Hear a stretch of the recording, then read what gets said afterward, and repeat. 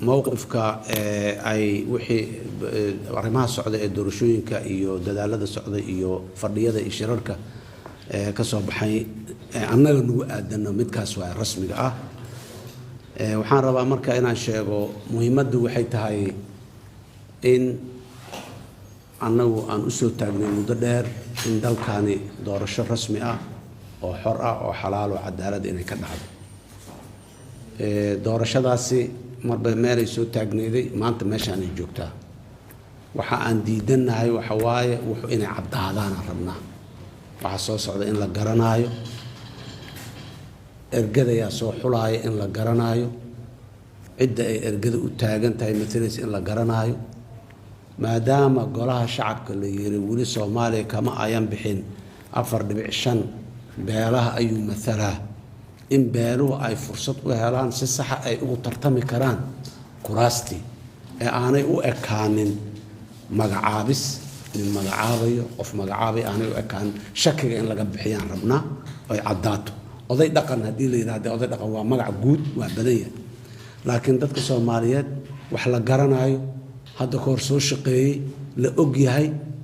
waa 135 wixii dhintay waa la bedelay hore loo bedelay haddana wixii dhinto kale waa la bedeli doona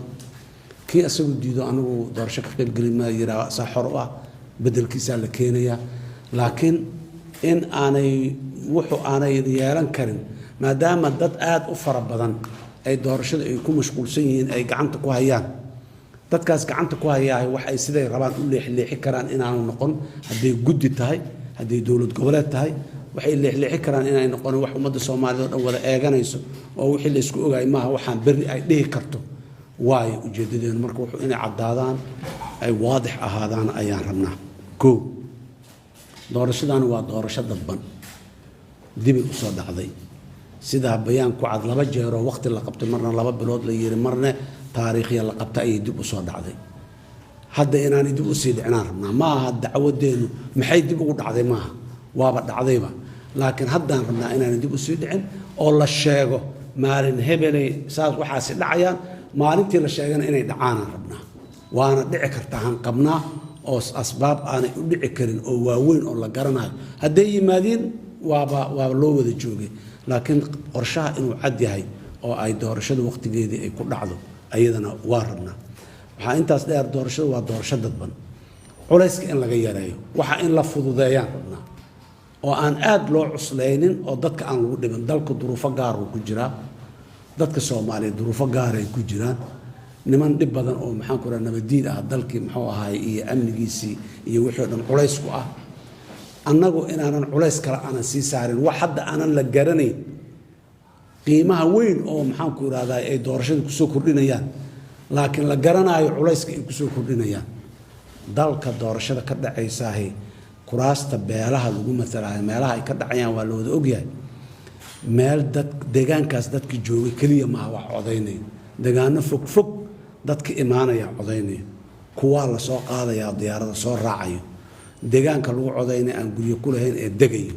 ee muddo ku noolaanayo waxa soo dhan waa kharash haddana in qarashka la sii dul saaro ma rabno baaritaan aan la garanayn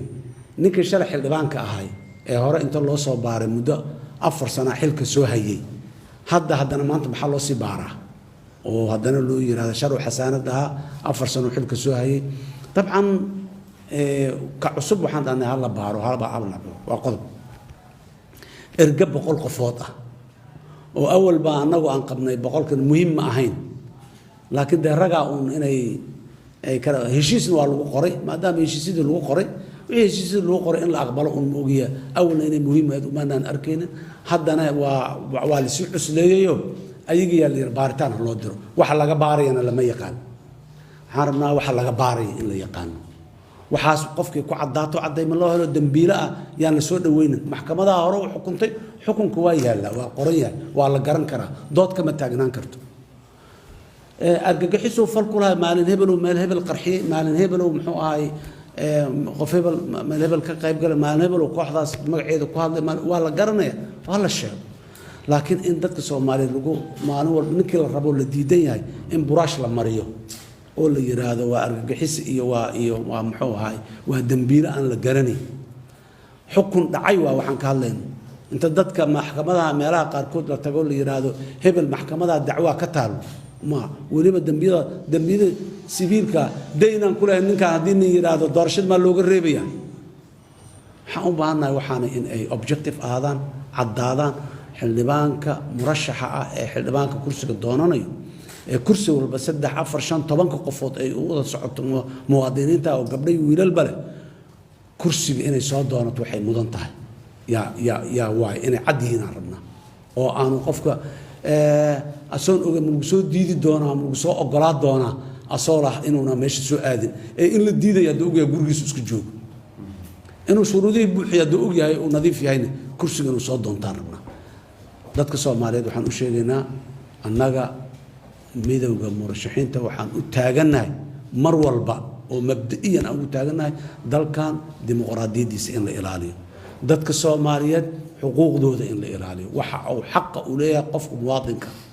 waxa ay xaq u leeyihiin jamaaca ahaan marka hadda la cayimay oo la yiri beel hebel haddii shalay aan soo marnay meel odagu uu wax magacaabo maalintii kale aan soo marnay odagii oo odayaasha kale ee maxaan ku yiraahdaayay kaashanaya beesha ha soo xulaano dadkii si aanu hal qof wixii ugu takrifalin oo sidoo rabo aanu uga yeelin qof aamina ma jira nidaam aamina ha jiro nidaamka inaan aamin ka dhigno oo nidaam lagu kalsoonaan karo aan ka dhigno waa ay muhiimadda ugu weyn oo aan anagu u taaganahay waana u taagnaanayna shalay wixii aan diidnay oo haddii aad kororsiimo haddii aad sharci darro haddii aad qaab darro kale oo maxaan ku yiraahdaayay wax lagu malmalooqayo maantana waa diidaynaa berrina waa diidi doonaa hadday timaado walaalaheen madasha kulankeedii ay qabsadeen iyo wadidii ay doorashooyinku wadaan ayagaa mas-uul inay wadaan dood iyo dacwo kama qabno laakiin sida ay noo wadayaanaan rabnaa inaan talo ku lahaano waana midda hadda aan soo jeedinayno oo wixii shalay aan ka qabno doorashadu haddii aanay toosnayn dhibay keenay waana sida loo sheegay dhibka annaguna waayo aragnimaan u leenahay Soomaaliya doorasho xumaato waayo aragnimaan u leenahay dariskeena maanta wax ka dhacay dalalka dabeecadaheena la oo dagaalada sokay ka soo baxay oo Afghanistan iyo Liibiya iyo Iraq iyo kulli ay ka mid yihiin maanta wax ka dhacay iyo xaaladda ay ku sugan yihiin oo ay u sababtay doorasho shalay xumaatay doorashada yaani naga xumaanin horey noogama xumaanin wada ogolaan ku soconay dadka Soomaaliyeed hal loo nuglaado waxaan leenahay golaha waxaan leenahay madashu ha u nugloonato ha dhageysato dhawaaqa dadka Soomaaliyeed aad iyo aad u mahadsantihiin. Wassalaamu calaykum waraxmatullaahi wabarakaatuh.